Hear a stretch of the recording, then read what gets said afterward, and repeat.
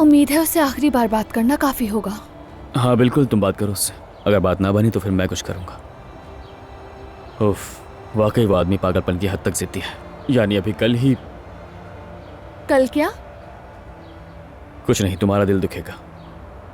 नहीं प्लीज बताओ।